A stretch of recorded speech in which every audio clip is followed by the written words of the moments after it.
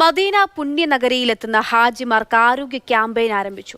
മദീനയിലെ ആരോഗ്യ മന്ത്രാലയമാണ് ഹാജിമാർക്കായി ആരോഗ്യ ബോധവൽക്കരണ പരിപാടി സംഘടിപ്പിക്കുന്നത്.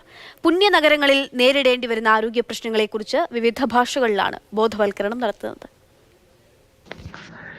പ്രത്യേകിച്ചും വിദേശത്തു നിന്നെത്തിയ ഹാജിമാർക്ക് പുണ്യനഗരങ്ങളിലെ പ്രത്യേക കാലാവസ്ഥയിൽ നേരിടേണ്ടി വരുന്ന വിവിധ ആരോഗ്യ വിഷയങ്ങളാണ് ക്യാമ്പയിനിന് ഊന്നൽ നൽകുന്നത്.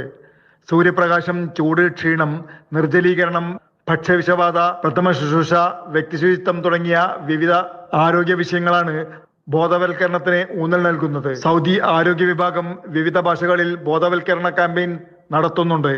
ഹജ്ജ് ഉംറ മന്ത്രാലയത്തിന്റെയും മദീന വികസന അതോറിറ്റിയുടെയും സഹകരണത്തോടെയാണ് ക്യാമ്പയിൻ.